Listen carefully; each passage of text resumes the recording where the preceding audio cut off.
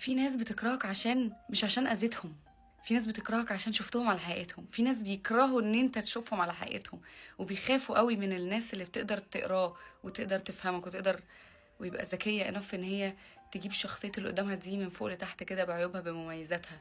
في ناس بتخاف من ده قوي، في ناس بتكره قوي الناس اللي بتعمل كده، فبيطلعوا فيك كل عيوب الدنيا قبل ما انت تبدأ تطلع فيهم عيوبهم ديفنس ميكانيزم معين منهم. بيخافوا منك لانك بتبقى شايف وشهم الحقيقي وسط الزحمة، وما بيعرفوش يضحكوا عليك، وهما ماشيين يضحكوا على البشر عادي. ساعتها هيكرهوك قوي.